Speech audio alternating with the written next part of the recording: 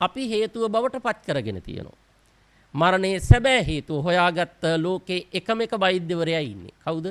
ලෞතුරා බුදුහාමුදුරුවෝ.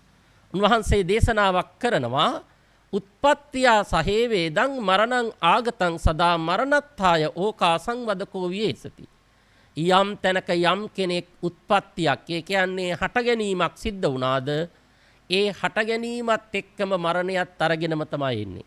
හරියට හඳුන් හර මිට මොලවා ගත්තා වගේ. වදකේ කඩුවක් අමෝරාගෙන පස්සෙන් පන්නන්නා වගේ එතෙන් පටන් මාරය අපේ පස්සෙන් පන්නනවා. එහෙනම් මරණයේ සැබෑ හේතුව මොකද්ද? ඉපදීම. ඉපදීමටත් හේතුවක් තියෙන්න ඕන. ඒකනේ බුදුදහමට කිව්වේ හේතුඵල ධර්මය කියලා. ඉපදෙන්න හේතුව තමයි සසරේ අපි කරගන්න වරදක් තියෙනවා. ඒකට කියනවා තණ්හා උපදවා ගැනීම. ඒ තණ්හාව ටිකක් දුර දිග යනවා පින්නතුනි. ඒකට කිව්වා උපාදානය. උපාදානය කියන්නේ දැඩි අල්ලා ගැනීම. අල්ලගත්තොත් අල්ලගත්ත තැන නතර වෙන්න වෙනවා. දැන් බලන්න වේගෙන් දුවගෙන යන දරුවෙක් ඔය කණුවක් එහෙම අල්ලගත්තොත් එතන නතර වෙනවා. ගහගෙන යන වතුරක ඒ ගහගෙන යන කෙනා අත්තක් ඉත්තක් අල්ලගත්තොත් එතන නතර වෙනවා. මේ සංසාර ඕගෙත් අපි ගහගෙන යන්නේ. ගහගෙන යනකොට නතර වෙන්න තැන් තියෙනවා 31ක්. ඒවට කියනවා භව. මොනවද? මනුස්ස ලෝකය, දිව්‍ය ලෝක 6, සතර අපාය, බ්‍රහ්ම ලෝක 20. ඔය කියන තැන් කොතනක හරි ඒක නතර වෙන්න වෙනවා. ඒ නතර වෙන තැනට කියනවා මොකද්ද? ජාති හෙවත් උත්පත්තිය. දැන් උත්පත්තියක් තියෙනව නම් මොකද වෙන්නේ? මැරෙන්නත් වෙනවමයි. යම් කෙනෙකුට මරණයෙන් ගැලවෙන්නට ඕන නම් කරන්න තියෙන්නේ මොකද්ද? උත්පත්තිය නතර කර ගැනීම. උත්පත්තිය නතර කර ගන්නට නම් පින්නතුනි උත්පත්තියට හේතු වෙන මොකද්ද? තණ්හාව අවසන් කර ගන්න ඕන. තණ්හාව අවසන් කිරීමට කිව්වා නිවන් දැකීම. නිවන් දැක්කොත් විතරයි උපතක් නැත්තේ. උපතක් නැත්තම් විතරයි මරණයක් නැත්තේ. එහෙම නිවන් දුටු අය හඳුන්වන නම් තුනක් තියෙනවා. ඒ තමයි බුදු, පසේ බුදු, මහරහතන් වහන්සේලා. ඒ ඇත්තන්ට නැවත මරණයක් නැහැ. ඇයි නැත්තේ? නැවත උත්පත්තියක් නැති නිසා. අන්න ඒ නිසා ඒ ඇත්තන්ගේ මරණය හැඳින්වුවා සමුච්ඡේද මරණ කියලා. සමුච්ඡේද කියන වචනේ අර්ථය තමයි සහ මුලින් උදුරා දමන ලද නැත්තම් අවසන් කරන ලද කියන එක. දෙවැනි මරණය තමයි ක්ෂණික මරණය. දැන් මේ ක්ෂණික මරණ කියනකොටම අපට මතක් වෙන්නේ හනික වෙන මරණ. ඒ කියන්නේ ඉක්මන් එකපාරට. දැන් බලන්න ඔය සමහර වෙලාවට කියනෝනේ මේ මිනිස්සයා කතා කර කර ඉඳලා ගිහින් පුටුවක වාඩි වුණා, බෙල්ල පැත්තකට ඇලවුණා, බලනකොට මැරිලත් ඉවරයි. අනේ ක්ෂණිකවනේ උනේ. එහෙම නැත්නම් පාරේ යනකොට වාහනයක හැප්පුණා, ඇදගෙන වැටුණා. අපි ගිහින් බලනකොට මැරිලත් ඉවරයි. ක්ෂණිකවනේ උනේ. දැන් මේ ක්ෂණික කියන වචනේ අපි එතන පාවිච්චි කළේ කාලාර්ථේ. හනික ඉක්මන් එකපාරට කියන අදහසින්. පින්නතුනි ධර්මයේ තුල ක්ෂණ කියන වචනය පාවිච්චි කරන්නේ කාලාර්ථයෙන්ම තමයි. හැබැයි ඊටත් වඩා සියුම් විදියට. ක්ෂණයක් කියන එක අටුවාවේ විස්තර කරන්නේ කොහොමද? තත්පරයෙන් 100න් පංගුවක්. සෑම තත්පරයෙන් 100න් පංගුවක් පාසාම අපි මැරෙනවා. හැබැයි මං කිව්වා මැරෙනවා කියන වචනයට අපි අකමැතියි. ඒ නිසා ඒකට වෙන වචනයක් දාගෙන තියෙනවා. මොකද්ද? ජීවත් වෙනවා. ජීවත් වෙනවා කියන්නේ පින්නතුනි මොකක්වත්ම නෙවෙයි, ටික ටික මැරෙන එක. දැන් පෙරේරා මුදලාලි මහත්මයා මරණයටපත් උනේ කවදද කියලා මේ අම්මගෙන් හෝ දරුවන්ගෙන් ඇහුවොත් දෙන උත්තරේ තමයි අනේ දවස් 7කට ඉස්සෙල්ලනි කියලා. හැබැයි ධර්මයට අනුකූලව නම් කියන්න වෙන්නේ මීට අවුරුදු 101කට ඉස්සෙල්ල කියලා. ඇයි? එතුමා උත්පත්තිය ලැබුවේ කවදාද? එතෙන් පටන් මරණයත් සිද්ධ වුණා. ඒ මොකද්ද? ක්ෂණික මරණය. දැන් හිතන්න මෙතන ඉන්නව වැඩිහිටි අම්මලා තාත්තලා අවුරුදු 80 90 වගේ. හැබැයි ඉන්නව පුංචි දරුවෝ අවුරුදු 8 10 වගේ. ඒ පුංචි දරුවන්ට තිබිච්ච වයස නැත්තම් පුංචි දරුවන්ගේ කාලේ ඒ වැඩිහිටි තාත්තලා අම්මලාට තිබුණ නැද්ද? තිබුණා. හැබැයි මොකද වුනේ? අන්න අර ක්ෂණික මරණ ධර්මතාවයට කාලෙන් කාලේ ටිකෙන් ටික නැතු වුණා. අන්තිමට ගස්ගල් පෙරලන්න පුළුවන් ශක්තිය ජවය තිබිච්ච ශරීර අද නැගිට ගත්තොත් ඇවිද ගන්න බෑ. ඇවිද ගත්තොත් වාඩි වෙන්න බෑ. වාඩි වුණොත් ආයෙත් නැගිට ගන්න බෑ. ඇයි අන්න ක්ෂණික මරණය. පින්නතුනි එක බටහිර කියමනක් තියෙනවා. එක ගඟකට දෙවරක් බහින්න බෑ. කෙනෙක් අහයි මොන බොරුද? අපි අර මැණික් ගඟට කතරගම ගියාම කීවරක් නම් බැස්සද? නැත්තම් මහියංගනේ පැත්තේදී මහවැලිඟකට කී සැරයක් බැහැලා තියෙනවද? ඔව්. ගඟ කියන සම්මුති නාමයෙන් හඳුන්වන තැනට අපි බහිනවා. බැහැලා ගොඩබිත් ඊළඟ තත්පරේ බහිනකොට තිබිච්ච ගඟද? නෑ. ගඟ වෙනස් වෙලා. දෙවෙනි කියමන එක්කෙනෙක් දෙවරක් දකින්න බෑ. දැන් බණ කියන්න ඇවිල්ලා මේ ධර්මාසනේ මම වාඩි වුණානේ. හැබැයි බණ ඉවර වෙලා නැගිටලා යන්නේ පින්නතුණි ආපු මම නෙවෙයි. මම වෙනස් වෙලා. ඔබත් එහෙමමයි. ඔබ ගෙදරින් ආවා ඇවිල්ලා මේ බණ ටික අහලා ආයෙත් ගෙදර යනවා. යන්නේ ආපු ඔබ නෙවෙයි. ඔබත් වෙනස් වෙලා. පොර කෙනෙක් අහයි එහෙනම් ගෙදර ගියාම ගෙදර අයට අපිට අඳුර ගන්න බැරි වෙන්න ඉපේ. එහෙම වෙන්නේ නැහැ. ඇයි නොවෙන්නේ? ඒ තරමට අපේ විඥානය අපි දියුණු කරගෙන නැහැ. විදර්ශනාව පැත්තට හිත යොමු කළොත් අන්න හැම තත්පරයෙන් 100න් පංගුවක් පාසාම මේ ශරීර කූඩුවට සිදුවෙන වෙනස අන්න වටහා ගන්න පුළුවන්. මේක මසසින් නොවේයි මනසින් දැකිය යුතු වෙනසක්. මසසට පේනවා පේන්නේ හැබැයි ටිකක් කල් ගිහිල්ලා. කොහොමද? මම මෙහෙම උදාහරණයක් කියන්නම්. හිතන්න මෙතන අවුරුද්දක් විතර වයස දරුවෙක් ඉන්නවා. ඒ දරුවගේ පින්තූරයක් අරගෙන හංගලා තියෙනවා අවුරුදු 40ක් විතර වෙනකම්. අවුරුදු 40ක් කියනකොට එයා දරුවෙක් නෙවෙයි වැඩිහිටියෙක්. ඔන්න කවුරු හරි අර පින්තූරේ පෙන්නලා අහනවා අවුරුදු 40කට ඉස්සෙල්ලා ගත්ත මේ පින්තූරේ ඉන්න කෙනා අඳුරන්න පුළුවන්ද? එතකොට කියයි මට නම් බෑ. එතකොට කියනවා පෙන්නපු කෙනා කවුරුවත් නෙමෙයි ඔය ඉන්නේ ඔයාම තමයි. පිළිගනීද? නිකම් බොරු කියන්න එපා හලෝ කියයි. ඇයි? තමන්ට තමන් අඳුර ගන්න බැරි තරමට තමන් වෙනස් වෙලා. අන්න ක්ෂණික මරණය ඇහැට දැනෙන කාලය. කාලය යනකොට දැන් බලන්න ඔය රටකින් රටකට ගිහිල්ලා අවුරුදු කීපයක් ඉඳලා ආවම අපි කියනෝනේ එයා නම් දැන් මහත් වෙලා, එයා උස ගිහිල්ලා, එයා පාට වෙලා. ඇයි? අන්න අර ක්ෂණික මරණ ධර්මතාවය ඇහැට හුරු වෙච්ච කාලය. පින්නතුනි ඒ දෙවෙනි මරණය. තුන්වෙනි මරණය තමයි සම්මුති මරණය. ඔන්න අපි දන්න මරණය. අපි හඳුනන මරණය. අපට පුරුදු මරණය. කොටින්ම කියනවා නම් පෙරේරා මුදලාලි මහත්මයා දින 7කට පෙර උරුම කරගත්ත මරණය. ඒ මරණය වෙන්නේ කොහොමද? කාරණා 3ක් සම්පූර්ණ වෙච්ච තැන මේ මරණය වෙන එක වෙනවාමයි. මොනවද කාරණා 3? ආයු උස්මාච විඥානං යදා කායං ජහන්තිමා. අපවිද්දෝ තදායිති මරණම් තම්හි ජීවිතං. මේ ලෝකයට එනකොට පින්නතුනි අපි ගේන නිශ්චිත ආයුෂයක් තියෙනවා. ඒ ආයුෂය තියනකම් විතරයි මේ ලෝකේ අපට ජීවත් වෙන්න වරම් තියෙන්නේ. දැන් බලන්න මං සරලව මෙහෙම උදාහරණයක් කියන්නද? අපි ඔය කඩවලට ගියාම කන බොන જાති ගන්න ටින් කරපු පැකට් කරපු අපි මොකද කරන්නේ? ඒකේ බලනවා නිෂ්පාදිත දිනයනේ. ඊළඟට බලනවා කල්ලිකුත් වන දිනය. ඒකනම් ඒ දෙකේම සටහන් කරලා ඒ දෙකම ඒ අදාළ භාණ්ඩේ සටහන් කරලා තියෙනවා. ඔබ දන්නවද අපේ මේ පංචස්කන්ධයටත් නිෂ්පාදිත දිනයක් තියෙනවා. ඒක නම් අපි දන්නවා. අපි ඒකට කියනවා උපන් දිනය. නොදන්නව වුණාට කල්ලිකුත් වන දිනයකුත් තියෙනවා. ඒක නොදන්නා එක වෙලාවකට හිතනවා හොඳටම ඒ කියන්නේ හොඳටත් බලපානවා. ඇයි? දැන් බලන්න දැනගත්තොත් දිනය ලං වෙනකොට අපි අතේ දහවනකාරී වෙනවා. දැන් මේ කාට හරි හරියටම නිශ්චිත අනාවැකි කියන්න පුළුවන් කෙනෙක් කිව්වොත් ඔයා ඉන්නේ තව මාස 3යි කියලා මාස 3ට අවුරුදු 13ක වැඩ කරන්න යන්නේ නැද්ද? හැබැයි ඕක අවාසියටත් බලපාන අවස්ථා තියෙනවා. දන්නේ නැති එක. ඇයි? දන්නේ නැති නිසා හිතනවා මැරෙනව නම් තමයි හැබැයි තව කල් තියෙනවා. ඇයි? දැන් අපි මනසින් උපකල්පනයක් හදාගෙන තියෙනවා මැරෙනවා මැරෙන්නේ වයසට ගිහිල්ලයි කියලා. ඒකනේ කවුරු හරි මැරුණා කියලා දැනගත්තාම අපි ඊළඟට අහන පළවෙනි ප්‍රශ්නේ මොකද්ද?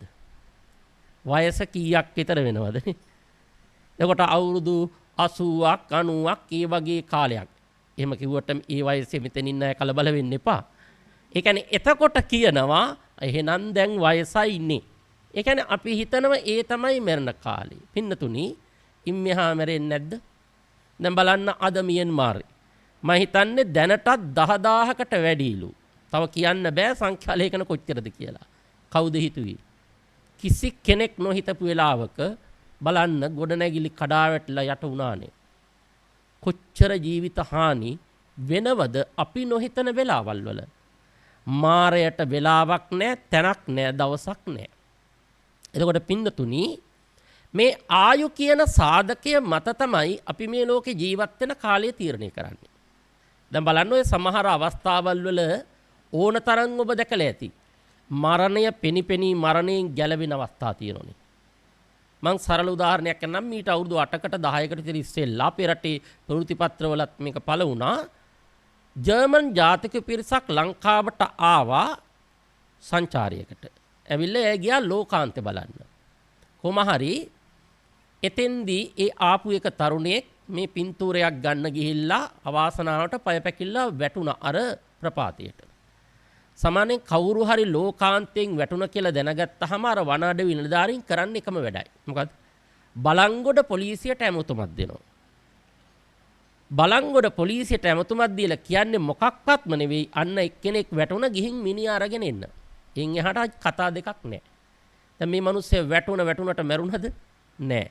වැටෙන අතරේ කොහම හරි ගහක අත්ත කෙල්ලුණා.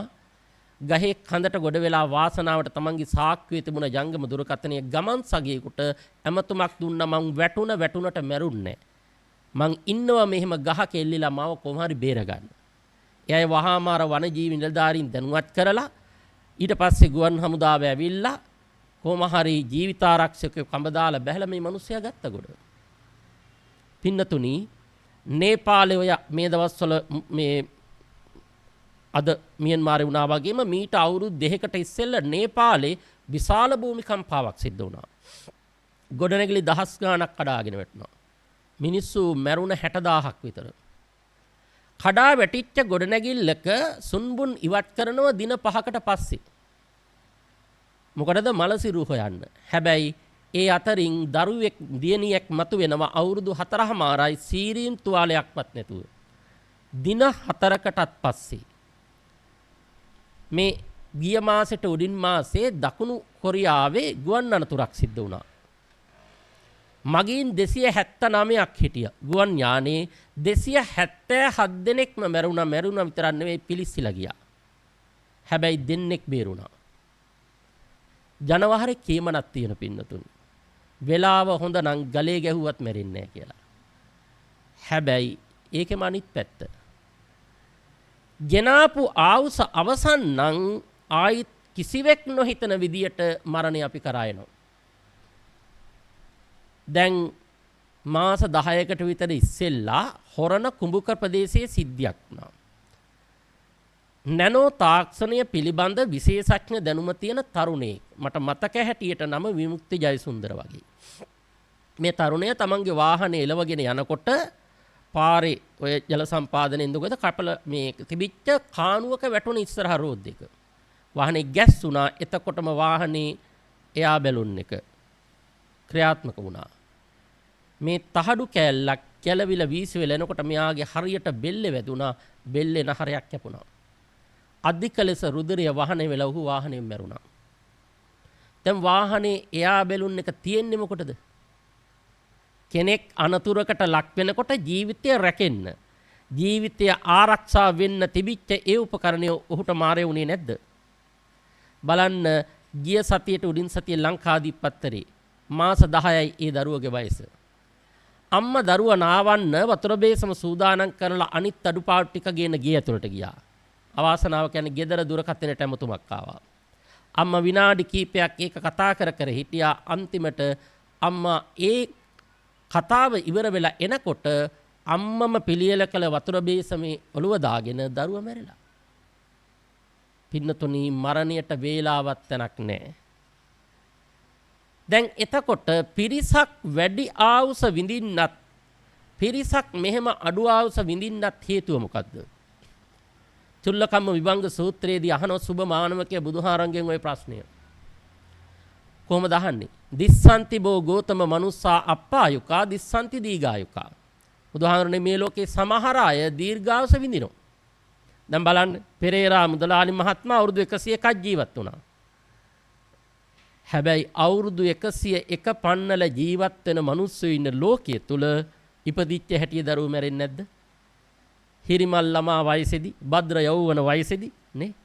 ඇයි හේතුව? බුදුහාමර හේතුව දේශනා කළා. සුභෝගට කියන්නේ කර්මය.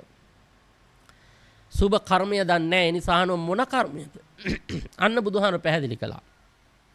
මේ ලෝකේ සමහර මිනිස්සු උපදින ආත්මවල ප්‍රාණඝාත ආදී අකුසල කර්ම කරනවා. ඒ ප්‍රාණඝාත ආදී අකුසල කර්ම කරන අය උපදින භවයන්හි ඊළඟට අඩු වයසින් මැරෙනවා. අන්න අල්පාවුස විඳීමට හේතුව. එහෙනම් දීර්ඝායුෂ විඳින්නේ කවුද? උපදින භවයන්හි සතුන්ට කරුණාව දක්වනවා. ජීවිත දාණය දෙනවා. සතුන්ගේ ජීවිත රකිනවා. අන්න එහෙම අය උපදින භවයක් පාසා දීර්ඝායුෂ වින්දනය කරනවා. එහෙනම් ආයු කියන සාධකය මත පදනම්ව තමයි අපි මේ ලෝකේ ඉන්න කාලය තීරණය කරන්නේ.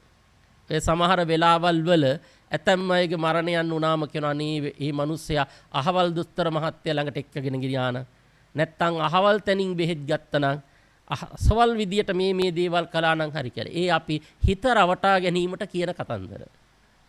ආයු කියන සාධකය හරි ප්‍රබලයි පින්නතුනි. 2. ඒ ආයුෂය අවසන් වෙනකොට මේ ශාරීරික අභ්‍යන්තර බාහිර ඉන්ද්‍රිය ටික රැක ගන්න තියෙන උෂ්ණත්වය මොකද වෙන්නේ? ශරීරයෙන් ඉවත් වෙනවා. පින්නතුනි ඒකට තමයි කියේ උස්මාච. දැන් බලන්න කෙනෙක් මැරුණ කියලා දැනගන්න කරන සරලම පරීක්ෂණය මොකද්ද? ඇඟට අත තියලා බලනෝනේ. ඇඟ හීතල නම් කියන පණ ගිහින්. ඉස්සර පැරැන්නෝ කාට හරි සර්පෙක් එම දෂ්ට කළාම එයා සිහි විසක්ඥව නම් ඉන්නේ. එයාට කොච්චර පණ තියෙනවද කියලා දැනගන්න සරල පරීක්ෂණයක් කළා. ඉරු එළිය නොවැටෙන අඳුරු තැනකට අරගෙන ගිහිල්ලා එයාගේ නිරුවත් පපුව මත තියෙනවා මිදුණු ගිතෙල් හැන්දා. ඒ ගිතෙල් හැන්ද වේගයෙන් දිය වෙන වණන් කිව්වා පණ තියනවා මොනවා හරි කළොත් බේර ගන්න පුළුවන්. ටික ටික නම් දිය වෙන්නේ කිව්වා පණ තියනවා හැබැයි පණ අදිනවා. දිය නොවි එහෙමම තිබුණා නම් මොකද කිව්වේ? වැඩක් නෑ මොනෝ කළත් දැන් පණ ගිහිල්ලා. එහෙනම් අර ගිතෙල් හැන්ද දිය වෙන වේගයේ අඩු වැඩි උනේ කොහොමද? උෂ්ණත්වය මත. අන්න ඒ උෂ්ණත්වයේ ඉවත්ව යාම තමයි සම්මුති මරණේ දෙවෙනි අදියර නැත්තම් අවස්ථාව. තුන්වෙනි අවස්ථාව විඥානය ඉවත්ව යාම. මේ පංච උපාදානස්කන්ධය තුල රූපස්කන්ධය අපට පේන රූපස්කන්ධයට බද්ධව තියෙනවා නොපෙනෙන නාම කොටස් හතරක් නේ. ඒ තමයි වේදනාව, සංඥාව, සංකාරය, විඥානය. සමහර විට කෙනෙක්ගේ ප්‍රාණය නිරුද්ධ වුණත් මේ විඥාන ශක්තිය තියෙනවා. සාමාන්‍යයෙන් කියන්නේ විනාඩි 7ක් විතර. කියන්නේ අපි කියන වචනෙන් පණ ගිහිල්ලා හැබැයි විඥානය අර ශරීරයත් එක්ක රැඳෙනවා විනාඩි 7ක් විතර.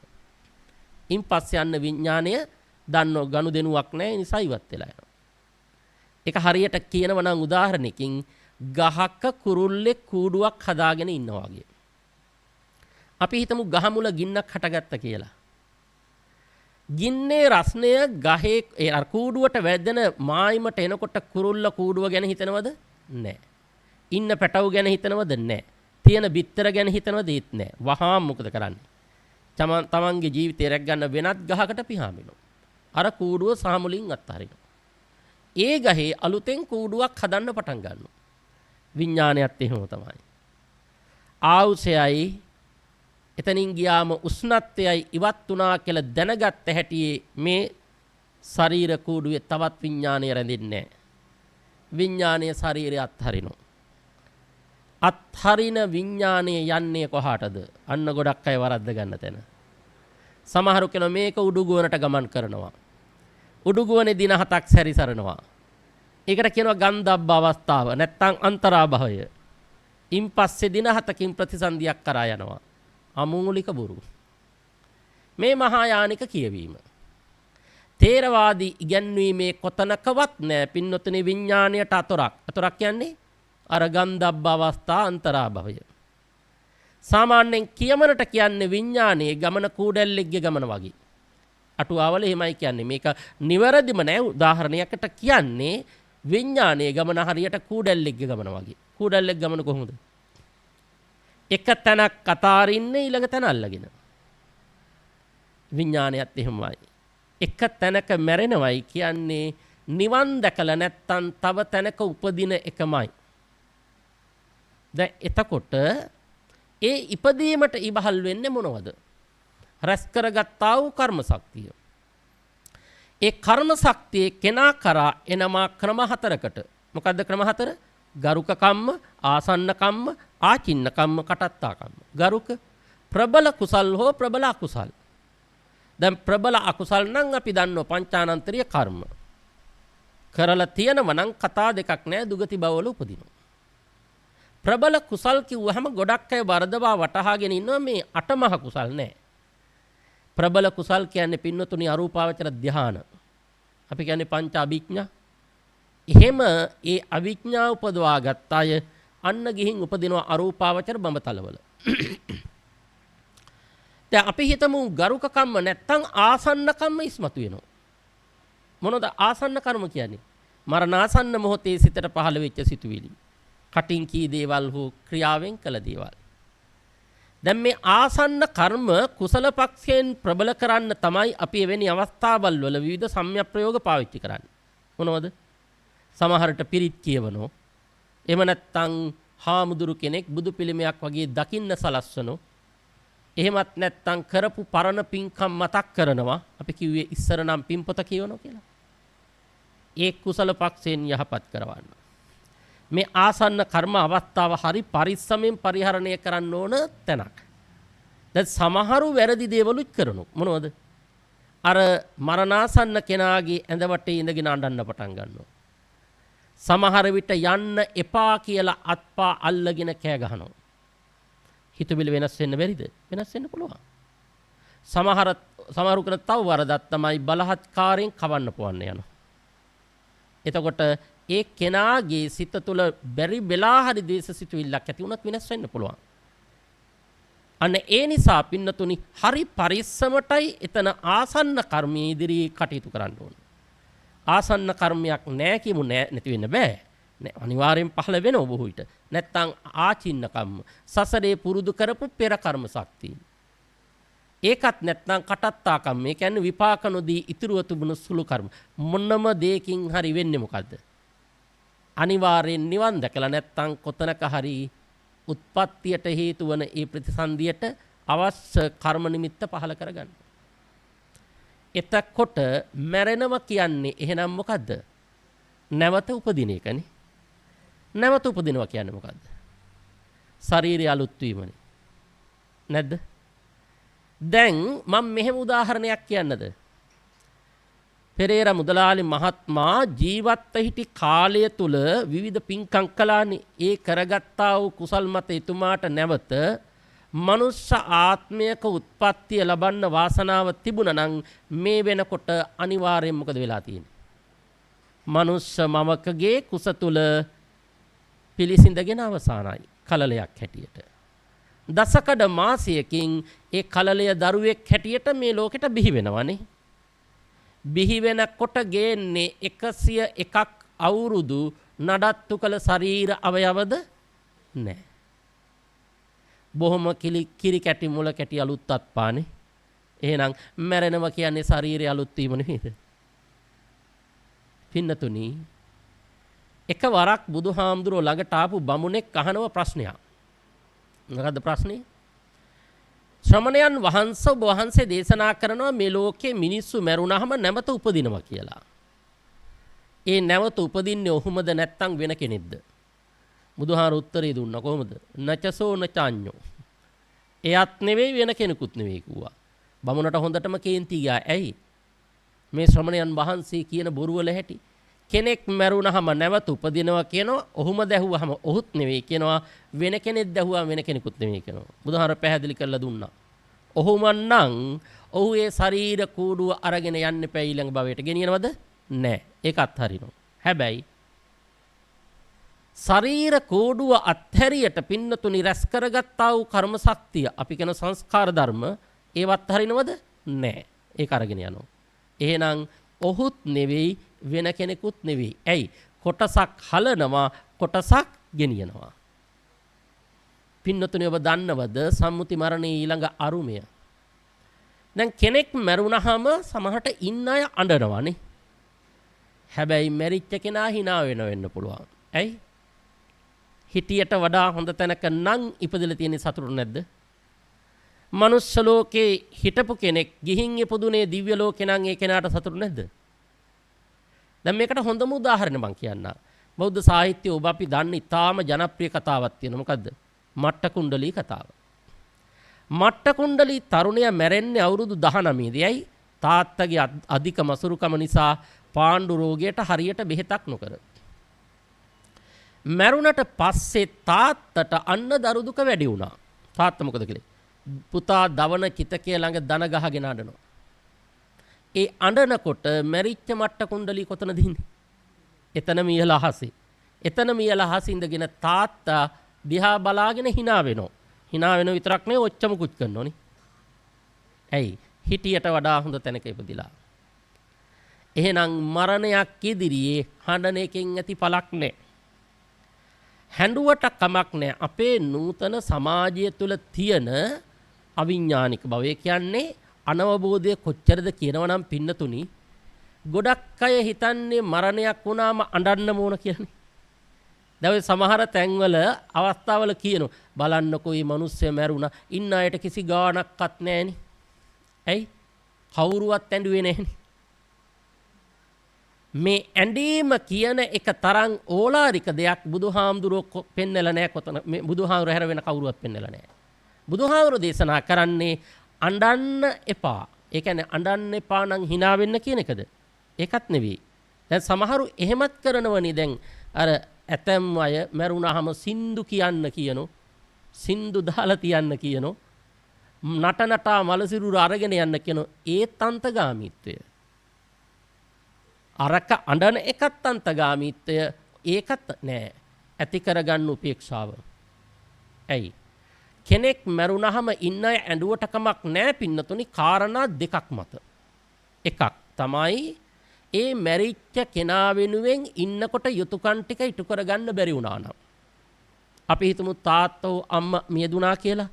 දරුවන්ට බැරි වුණා හරියට ඒ අම්මට හෝ තාත්තට සලක ගන්න. අනේ ඉන්නකම් සලක ගන්න බැරි වුණා නේද කියලා අන්න ඇඬුවට කමක් නෑ.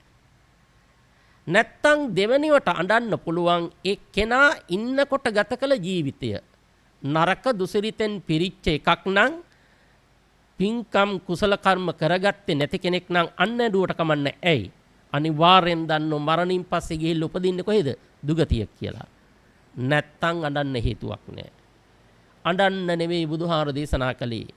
මරණයක් ඉදිරියේ සංවේගය උපදවා ගන්න. එහෙනම් මේ සංවේගය හා ශෝකය කියන වචන දෙක අතර වෙනසක් තියෙන්න ඕන. අපේ නම් ගොඩක් අය හරියට මේක පාවිච්චි කරනවා. දැන් මේ නිවසට පහුගිය කාලේ දවස්වල ඕන තරම් එක පුද්ගලයෝ සංවිධාන ආයතන වලින් ඔය ශෝක ප්‍රකාශ බැනර් මල් වඩම් ගේන්නේ ඇතිනේ. ඒක සමහරු ගහලා තිනවා අපේ බලවත් ශෝකය. සමහරු ගහලා තිනවා බලවත් සංවේගය. බොහෝ විට හිතන්නේ මේ දෙක මේකයි. ඒ කියන්නේ කනගාටුව තමයි මේ පළ කරන්නේ. සංවේගය කියන වචනේ අදහස හරි පෘතුලයි, වෙනස්. සංවේගය කියන වචනේ අර්ථය තමයි පින්නතුනි අපටත් මේ ටික වෙනව නේද කියලා හිතන එක. බුදුහාමුදුරුවෝ දේශනා කළේ මරණයක් වෙච්ච තැන හිතන්න අන්න ඒක. මොකද්ද? අපටත් මේ ටික වෙනව නේද කියලා. හැබැයි බලන්න එතනත් තරුමයක හැටි. ගොඩක් අයට හිතෙන්නේ අපටත් මේ ටික වෙනව නේද කියලා නෙවෙයි, අපටමනේ මේ ටික වෙන්නේ කියලා. ඒකනේ සමහර ගෙවල් වල ස්වාමියා මැරුණාම බිරිඳ අඬනවනේ. මෙච්චර ලෝකේ මහත්තුරු ඉඳිද්දි මං වගේ බිරින්දෑවරුන්ට ඇයි මගේම මහත්ය නැති වුනේ? දරුවෙක් නැති වුණොත් අම්මලා තාත්තලා අඬන්නේ නැද්ද? මෙච්චර ලෝකේ අපි වගේ මේ වගේ දරුවෝ අම්මලා තාත්තලාට ඉඳිද්දි ඇයි අපේම දරුවා නැති වුනේ? ඒ කියන්න හිතන වාරයක් පාසා වෙන්නේ මොකද්ද? ශෝකය වැඩි වෙනවා, සංවේගය පලා යනවා. පින්නතුනි, සම්මුති මරණය ඉදිරියේ බුදුහාර දේශනා කළේ මොකක්වත්ම නෙවෙයි, කවද කොහොම කොයි විදියෙන් හිටියත් අපටත් මේ ටික වෙනව නේද කියලා හිතන්න. අපි මලගෙවල් වලට යනවා. මලගලට බොහෝ විට අපි යන්නේ චාරිත්‍රයක් හැටියටනේ. යුතුයකමක් හැටියට. කමක් නැහැ. ඒකත් සමාජ සම්මත දෙයක්නේ. හැබැයි ඉන් ඔබට ගිහින් අපි ආධ්‍යාත්මික යමක් මලගෙවල් වල හිතන්න ඕන. මල සිරුර ඉදිරියේ අපි හිතන්නට ඕන මොකද්ද? කවද කොහොම හිටියත් අනේ මටත් මේ ටික වෙනව නේද? අන්න මරණානුස්සතිය. එදා බෙල්ලන්විල නායක හඳුරු ඇවිල්ලා ඔබට මතකයි මුදලාලි මහත්මාගේ මල සිරුර ඉදිරියේ ගාථා පෙළක් කිව්වනේ. අනිච්චාවත සංඛාරා උපාද වය ධම්මිනෝ ගාථා පෙළ. මේ ධර්මයේ තුල මරණය නැත්තම් ජීවිත අනිත්‍යතාවය මෙනෙහි කරන ගාථා පෙළ. එයි ඒ ටික තමයි මෙනෙහි කරන්න ඕන මරණයක් දුටු තැන.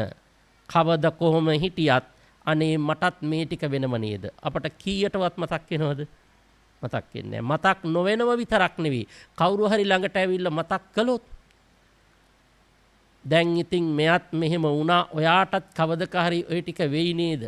අනිවාර්යෙන් එදා ඉඳලා මූණ බලන්නේ. ඇයි? පේනව නේද? අර මිනිහා මට මරණය ගැන මතක් කළානේ. නෑ. පින්නතුනි විය යුත්තේයි. අපි හිතන්න එහෙම මල ගෙදරකට ගිහිල්ලා විනාඩි දෙකක් මල සිරුර ළඟ මරණය මෙනෙහි කළා නම් දැන් ජීවිත කාලේ මේ වෙනකොට මල ගෙවල් කීයකට ගිහින් ඇද්ද? අපි 1000ක් කියමු. 1000ක් නම් අපි විනාඩි 2000ක් මරණානුස්සතිය මෙනෙහි කළා නැද්ද? අන්න ජීවිතයේ යථාබෝධය. අන්න ඒකට තමයි බුදුහාමුදුරුවෝ දේශනා කළේ මරණය මෙනෙහි කළ යුත්තක් මිසක මරණය අමතක කළ යුත්තක් නෙමෙයි. ඇයි? මරණය අමතක වෙන්නට දුසිරිත වැඩි වෙනවා.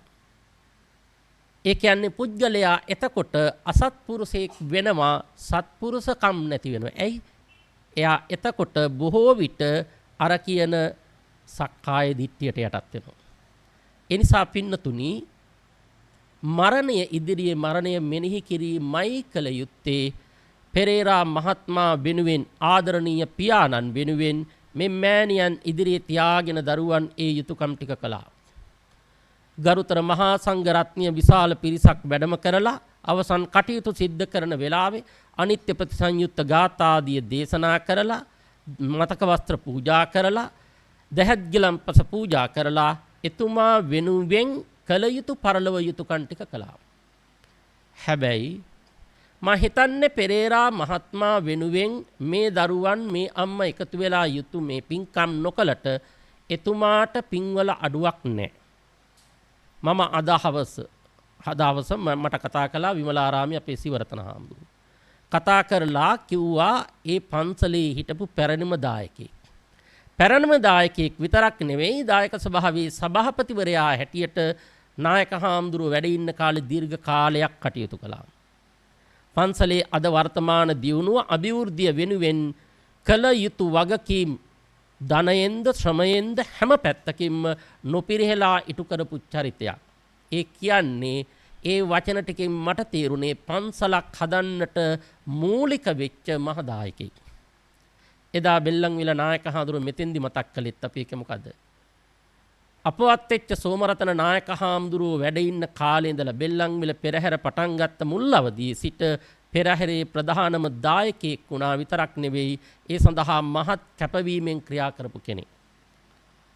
විවිධ හාමුදුරුවරු මේ අවට පන්සල්වල එකිනෙක ඔය විදියට කොච්චරනම් දේවල් එතුමා ගැන කියනද? ඒ කියන්නේ ජීවත් හිටි කාලය තුල මැරෙන බව දැනගෙන පරලොවට යමක් එකතු කරගත්ත කෙනෙක්. එහෙනම් එතුමා හිස් සතින් පරලොව ගියේ නෑ. ඒ කියන්නේ ජීවිත ගමන තුල මිනිස්සෙක් පින්නතුනි ධනයෙන් පොහොසත් වෙනකොට ගුණයෙන්ුත් පොහොසත් වෙන්න ඕන. ගුණෙන් පොහොසත් වෙනවා වගේම පරලොවට යමක් රැස් කරගන්න ඕන. සමහර විට ධනය ලං වෙනකොට ගොඩක් අයට වෙන්නේ අර ගුණය සමහර විට නැති වෙනවා. ඒ විතරක් නෙවෙයි පරලොවක් ගැන හිතන්නේවත් නැහැ. බලන්න ඔය සමහර පුජ්‍යලියෝ එක රාත්‍රියට ලක්ෂ නෙමෙයි කෝටි ගණන් සමහරට වියදම් කරන ඔය සමාජ ශාලාවලට එහෙම ගිහිල්ලා. හැබැයි අසරණ දුප්පත් මිනිස්සෙක් බඩගින්නට රුපියල් 100ක් කිල්ලුවක් දෙන්න හිතෙන්නේ නැහැ. ඇයි? සසර කර පෙරපින් නැත්තම් පින් කරන්න පින නැහැ. ඒ නිසා එතුමා ජීවත් හිටි කාලය තුල කුසල් සිද්ධ කරගත්තු කෙනෙක්. ඒ නිසා හිස්සතින් පරලොවට ගිය ගමනක් නෙවෙයි. මේ පියාණන්ගේ ගුණ සිහිපත් කරන්න මොකවත්ම ඕනේ නැහැ. එක කාරණයක් ඇති. මේ පවුලේ දරුවෝ 7 දෙනෙක් කිව්වනේ. දැන් හිතන්න පින්නතුනි අද අපේ ගෙවල් වල ඉන්නවද මේ තරුණ අම්මලා තාත්තලට 7-8 දෙනා දරුවෝ? උපරිම එක්කෙනයි නැත්තම් දෙන්නයි. එක්කෙනෙක් දෙන්නෙක් දරුවන් ඉන්න ගෙදරක තරුණ අම්ම කෙනෙක්ගෙන් තාත්තා කෙනෙක්ගෙන් අහන්නකො නිකමටවත් පෝයටවත් පන්සල පැත්තේ ආවේ නැත්තේ ඇයි කියලා. ගත් කටටම දෙන උත්තරේ මොකද්ද? එන්න තියා හැරෙන්න වෙලාවක් නැහැ හාමුදුරුවනේ. දරුවගේ වැඩ ඉවරනකොට පැය 24 මදි කියනවා. දැන් මේ අම්මා ඒ තාත්තයි දරුවෝ 7 දෙනෙක් ඇතිදෙඩි කළා.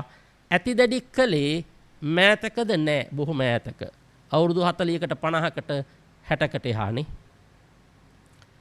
අපේ රටේ කොතන බැලුවත් තිබුණද අද තියෙන පහසුකම්? අද පාරට බැහැලා කිලෝමීටර් 2ක් යනකොට බලන්න දොස්තර මහත්තුරුම කී දෙනෙක්ද? ප්‍රවාහන මාර්ග සෞඛ්‍ය මොන පැත්තෙන් බැලුවත් එදාට වඩා අද කොච්චර පහසුකම්. ඒ සියලු පහසුකම් අපි වටා තියාගෙන කියන කතාව අපි. හැබැයි මේ අම්මා ඒ තාත්තයි දරුවෝ 7 දෙනෙක් ඇති දැඩි කරනකොට ওই පහසුකම් මොකවත්ම තිබුණේ නැහැ. අනන්ත අල්ප පහසුකම් මැද්දේ හැබැයි දරුවෝ බරක් කරගත්තේ නැහැ. ජනවහරේ කියමනක් තියෙනවා වැලේ ගෙඩි වැලට බර නැහැ කියලානේ. ඒ කියන්නේ පින්නතුනි අපි මහා ලොකු දියුණුවක් ගැන කතා කරනවනේ ලෝකේ. මේ දියුණුව මනින සාධකයේ බවට පත් කරගෙන තියෙන්නේ මොනවද? භෞතික කාරණා. දැවැන්ත ගොඩනැගිලි, පුලුල් පාරවල්, ඒ වගේම ඔය sannivedana උපකරණ මේ සියල්ල අපි වටා භ්‍රමණය වෙන නිසා අපි කියනවා ලෝකයේ දියුණුව ඊට සාපේක්ෂව අපිත් තියෙනුයි නෑ. ආධ්‍යාත්මික ගුණ වගාවෙන් ගුණධර්ම වලින් අපි ගත්තොත් ඉන්නේ දියුණුවක නෙවෙයි පරිහානියක. ඔය රූපවාහිනිය ප්‍රවෘත්ති බලනකොට සමහර ප්‍රවෘත්ති කියවෙනකොට අම්මලා තාත්තලා කියන්නේ නැද්ද? අපොයි දෙයියනේ ඒ කාලේ කවදාවත් මේව ඇහුවේ නෑ අපි කියලා. එහෙනම් ඒ කාලේ නොසුපු අද කාලේ අහන්නේ සුබවාදීවද නැහැ. පින්නතුනි මේ පහුගිය දවසක අර උදේට පත්තර විස්තර කියවනකොට රූපවාහිනී නාලිකාවක එක නිවේදකයෙක් කියපු ප්‍රවෘත්තියක් ඇහුණා මට නම් ඒ මොහොතේ ඇඟ හිරිවැටලා ගියා. මේ රටේ ප්‍රකට වෛද්‍යවරයෙක් කියනවා විශේෂඥ වෛද්‍යවරයෙක් ළමා රෝග පිළිබඳ එක දවසකට නූපන් දරුවන් 1000කට වැඩිය පරලොව යවන අම්මලා ඉන්න රටක් කියලා මේක. මම මේ කියන එක වැඩි හිටියන්ට තේරෙනවා. උපන් නෙවෙයි නූපන් දරුවන් 1000කට වැඩිය පරලොව යවන අම්මලා ඉන්න රටක් කියලා මේක. පින්නතුනි බලන්න ඉතින් ඇත්තටම අපි ಗುಣධර්ම වලින් මේ මනුෂ්‍ය ආත්මයක් ලබන්න එන්නේ මොන තරම් පෙරම් පුරාගෙනද? අවුරුදු 100 නෙවෙයි සමහරට දසදහස් ගාණක් කොතනක හරි දුක් විඳලා මොකද්දෝ පෙරපිනකට. එහෙම එන මිනිස්සෙක් මනුස්ස ජීවිතයක් නැති කරනවා කියන්නේ මොනතරම් පාපයක්ද? එදා ඒ යුගයේ අම්මලා තාත්තලට ඕනතරම් අවස්ථාව තිබුණ එහෙම අපරාධ කරන්න. මොකද අද එහෙම කරලා ලේසියෙන් ගැලවෙන්න බෑ. නීතිය පසිනලන ආයතන මාධ්‍ය හරියට පුළුල්නේ නෑ. එදා ඒ මොකක්වත් නෑ. ඒත් එදා ඒ යුගයේ අම්මලා තාත්තලා 7-8 දෙනා දරුවෝ හැදුවා අනන්ත කැපකිරීම කළා දහසකුත් බාධක මැද්දේ. එහෙනම් මේ අම්මගේ ඒ තාත්තගේ ගුණ සිහිපත් කරන්න මේ දරුවන්ට මොකවත්ම ඕනේ නැහැ. ඒකම ඇති. අපේ සමාජයේ ගොඩාක් තරුණ වයසට එන දරුවෝ වයසට යන අම්මලා තාත්තලගෙන් අහන අමුතු ප්‍රශ්නයක් තියෙනවා. මොකද්ද? මොනවද අම්මලා තාත්තලා අපට කළා තියෙන්නේ කියලා. ඔය වෙලාවට සමහරට තාත්තලා නම් හිතේ ආවේගට වචනයක් දෙකක් කියනවා වෙන්න පුළුවන්. අම්මලා උත්තර දෙන්න යන්නේ නැහැ. දිය යුතු උත්තරය හරියට බැලුවොත් මුහුණ S2 දෙකෙලවර තියෙනවා. ඒ තමයි කඳුළු ගුලි දෙක. ඒ කඳුළු ගුලි දෙකෙන් අහන්නේ මොකක්වත් නෙවෙයි දරුවනේ උඹලට අපි මොනවද නොකලේ කියලා. ඇයි? හිතන්න අර වගේ තාත්තලා අම්මලා ඉන්න සමාජයක අපට මේ ලෝකේ ජීවත් වෙන්න වරම් දීපු එකම මදිද? ඒ නිසා මේ තරුණ දූපුතුන්ට කියන්නේ අම්මට තාත්තට වඳිනකොට දුවේ පුතේ එකවරක් වඳින්න එපා දෙවරක් වඳින්න. මා දෙවරක් කියන එකෙන් අදහස් කළේ උදේ හවස නෙවෙයි එකම මොහොතේ දෙවරක් වඳින්න. ඇයි? පළවෙනි වන්දනාව කරන්න ලෝක සම්මත චාරිත්‍රයක් තියෙනවා අම්මට තාත්තට වඳින්න ඕන කියලා. ඒ සම්මත චාරිත්‍රය ඉෂ්ට කරන්න වඳින්න. ඒ වැඳලා නැවත නැගිටලා නැවත පසඟ පිහිටුවල දෙවෙනි වන්දනාව කරන්න. මේ වඳින්නේ මොකටවත්ම නෙවෙයි අම්මේ තාත්තේ මේ ලෝකෙ මට ජීවත් වෙන්න වරම් දුන්නට. එවැනි අපරාධ නොකර අපිව ජීවත් කෙරෙව්වට මෙන්න දෙවෙනි වන්දනාව. ඒ නිසා මේ ආදරණීය තාත්තා මේ අම්මා ඒ ශ්‍රේෂ්ඨ මව්පිය භාවය නැත්තම් ගුණවත් මව්වත් බබ පියවත් බබ රැකගත් උතුම් දෙපළක්. එහෙනම් ඒ තාත්තා වෙනුවෙන් ඔබ දරුවන් හැටියට යුතුයකම් ඉෂ්ට කරනවා. මේ පවුලේ දරුවෝ 7 දෙනයි. ඊළඟට වැදගත්ම දේ දරුවන් මේ ලෝකෙට බිහි කළා විතරක් නෙවෙයි ಗುಣධර්ම ඇතුව දරුවන් හදාපු එක. හුඟක් විට මේ දරුවෝ බිහි කරන එකයි හදන එකයි දෙකක්. දැන් බලන්න දරුවා බිහි කරන එක ඒක ජීව විද්‍යාත්මක ක්‍රියාවලියක්. දැන් ඔය සත්තුත් දරුවෝ බිහි කරන එක නේ පැටව. හැබැයි මනුෂ්‍ය මවක් හෝ පියෙක් බිහි කරන දරුවා හදන්න ඕන. හදනවා කියන එකෙන් මම අදහස් කළේ කන්න බොන්න දීලා ශරීරය ලොකුමහත් කරන එක නෙවෙයි. ඒක නම් සත්තුත් කරනවනේ. කැම ටික හොයාගන්න පුළුවන් වෙනකම් පැටව හදන්නේ නැද්ද? හදනවා. නෑ. යා යුතුයි දෙවෙනි පියවරට ආධ්‍යාත්මික ගුණධර්ම ටික හදන්න ඕන. දරුවෙක්ගේ ගුණධර්ම ටික හැදිය යුතුමයි. හදවතට ආකල්ප ටික දෙන්න ඕනමයි. එහෙම නුදුන් තැන තමයි මහලු නිවාසවල දෙමව්පිය දුක් විඳින්නේ. එහෙම නුදුන් තැන තමයි මහ පාරවල් වලට දෙමව්පිය ඇදගෙන ගිහින් දාන්නේ. මේ ආදරණීය අම්මයි තාත්තයි ඒ වගකීමත් ඉෂ්ට කරලා තියෙනවා. ඒ නිසා තමයි දරුවන්ගේ සැලකිලි ලැබමින් 101ක් ආයු වින්දනය කරන්නට තාත්තට වාසනාව ලැබුණේ. පූර්ව පුණ්‍ය ශක්තිය වගේම අර කියන දරුවන්ගේ මානසික සතුට සැනසෙල්ල දරුවන්ගෙන් අඩු නැතුව ලැබුණා. ඒ නිසා වාසනාවන්ත පිය කෙනෙක් වාසනාවන්ත මව් කෙනෙක්. මේ ආදරණීය පියාණන්ගේ ගුණයි දරුවන් සියලු දෙනාම එකතු වෙලා සිහිපත් කළේ. විශේෂයෙන් අද මේ ධර්ම දේශනාවට අපි සම්බන්ධ වුණේ පවුලේ වැඩිමහල් දියණිය ජයන්ති මහත්මිය පෙපිලියන්දල ප්‍රදේශයේ පදිංචි වෙ ඉන්නේ අපේ ඉන්ද්‍රායිස්ටෝ අධිපති රංජන් මහත්මයා එක්ක විවාහ වෙලා ඒ ප්‍රදේශයේ විහාරස්ථාන එක්ක ඉතාමත්ම සමීප සම්බන්ධතා පවත්වනවා. ශාසන ආරක්ෂක මණ්ඩලයේ කටයුතු වලටත් නිරන්තරව අවශ්‍ය උපකාර කරනවා. යහපත් ගුණධර්ම ඇති දරුවෝ අර කීමනක් තියෙන අඹගහේ රස කියන්න ඔක්කොම ගෙඩි කන්න ඕනේ. එක ගෙඩියකින් කියන්න පුළුවන්. ඒ කියන්නේ එක්කෙනෙක්ගෙන් දැනගන්න පුළුවන් පවුලේ අනිත් දරුවෝ කොහොමද කියලා. එහෙමනම් යහපත්ව ගුණගරුකව දරුවන් හැදුව ගොඩනැගුවා. ඒ අනුව වචනයේ පරිසමාප්ත අර්ථයෙන්ම උත්තරීතර පිතෘත්වයේ ගුණධර්ම රැක්කපිය කෙනෙක් හැටියට ආදරණීය පියාණන් අවසන් ගමන් ගියේ. ඒ ආදරණීය පියාණන් වෙනුවෙන් මෑණියන් ඉදිරියේ තියාගෙන කල යුතු කල හැකි වටිනාම පරලොව සත්කාරය දින 7ක් ගත වෙන වෙලාවි සිද්ධ කරන්නට යෙදුනා. ඒ අනුව දැන් බණ ඇසීමෙන් විශාල පිරිසක් එළියෙත් ඉන්නවා. මේ ශාලාව තුලත් ඉන්නවා. මා අතිශයින් සතුටු වෙනවා. කවුරුවත් කතා නොකර බොහෝම හොඳින් නිස්සද්දව බණ ටික අහපු ගැන. අපි බොහෝ විට පින්නතුනි මෙහෙම ගෙවල් වල බණ කියන්න ගියාම ගොඩක් සෙනග ඉන්න තැන්වල වැඩි බණ කියන්නේ නැහැ. ඇයි? බණ පටන් ගන්නකොට නිහඬව හිටියට ටික වෙලාවක් යනකොට ඔන්න එක්කෙනා දෙන්න කතා වෙනවා. කතාව ටික ටික වැඩි වෙනවා. 4 කම්මන්ත්‍රණය 6 7 8 10 වෙනවා. එතකොට හාමුදුරන්ට බණ එපා වෙනවා. එතකොට වෙන්නේ විනාඩි 45ක් විතර බණ මොනවා හරි කියලා යනවා එළියට. යනකොට නම් බයිනෝකෝ ආවට පැයක් බණ කිව්වෙත් නැහැ. අහන්න නැත්තම් මොකට කියන්නද? අද මෙතන පැයකුත් විනාඩි 5ක් මම බණ කිව්වා. අර එළියේ ඉන්න පින්වත් පිරිසත් ඇතුලේ ඉන්න පිරිසත් ඔක්කොම හොඳින් බණ ඇහුවා.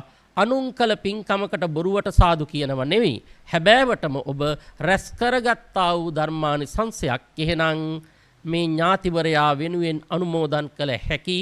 ඒ අනුව කල්පනා කරන්න සිද්ධ කරගත්තා උදාර පින්කම ධර්ම දානමය වශයෙන් මේ ආදරණීය මෑණියන් කල්පනා කරන විදිහට දයාබර ස්වාමියාට ආදරණීය පියාණන්ට මාමණ්ඩියට මුත්තණුවන්ට ඥාතිවරයාට ව්‍යාපාරික SAS පෙරේරා පියතුමන්ට අනුමෝදන් වේවා. ජාති ජරා ව්‍යාධි මරණ විරහිත උතුම් නිවනේ සැනසීමට මේ පිනත් ඒකාන්ත කුසලයක්ම වේවා කියලා සාදු කියන්න. ඒ වගේම බණ ඇසූ ඔබ නමින් මියගිය සියලු ඥාතීන්ටත් පින් අනුමෝදන් වේවා. රට වෙනුවෙන් දීපු සියලු රණවීරයෝද පින් අනුමෝදන් වෙත්වා. දෙවියෝද පින් අනුමෝදන් වෙත්වා. දෙවියන්ටත් ඒ ඇත්තන්ටත් උතුම් නිවනේ සැනසීමට මේ පිනේ කාන්ත කුසලයක්ම වේවා කියලා නැවතත් සාදු කියමු. විශේෂයෙන් මේ ආදරණීය මෑණියන්ට තවදුරටත් දරුවන්ට අර්ථයෙන් ධර්මයෙන් අනුශාසනා කරන්නට කායික ශක්තිය මානසික ධෛර්ය නිරෝගී භාවය ලැබේවා. ඒ වගේම පින්කම සිද්ධ කළ සියලු දෙනාටමත් උදාරතර පින්කම එකසේ දෙලව යහපතට හේතු වේවා. උතුම් නිවනේ සැනසීමට මේ පිනත් ඒකාන්ත කුසලයක්ම වේවා කියලා සාදු කියමු. දෙවියන්ට පින් දෙමු. ආකාසට්ටා ච බුම්මට්ටා දේවා නාග මහිද්దికා පුඤ්ඤන්තං අනුමෝදිත්වා චිරං රක්ඛන්තු ලෝක සාසනං. ආකාසට්ටා ච බුම්මට්ටා දේවා නාග මහිද්దికා පුඤ්ඤන්තං අනුමෝදිත්වා චිරං රක්ඛන්තු දේශනං. ආකාසට්ටා ච බුම්මට්ටා දේවා නාග මහිද්దికා පුඤ්ඤන්තං අනුමෝදිත්වා චිරං රක්ඛන්තු තං සදා.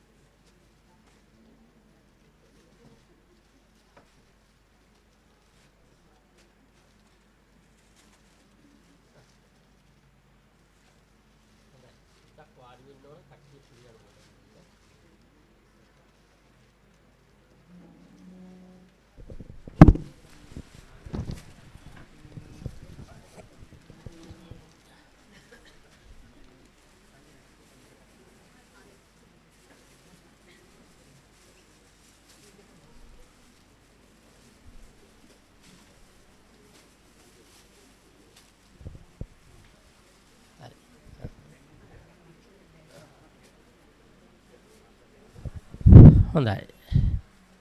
තැම්පත් වෙන්න.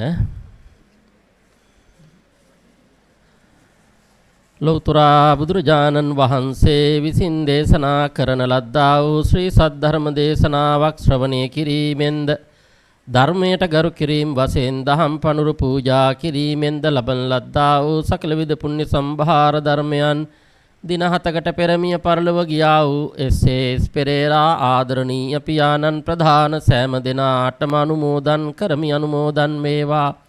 උතුම් නිවනේ සැනසීම සඳහා මේ පින් හේතු වේවා වාසනාව වේවා සිතා චිත්ත ප්‍රීතියෙන් යුක්තව සාදර සිතින් පින් අනුමෝදන් විය යුතුය.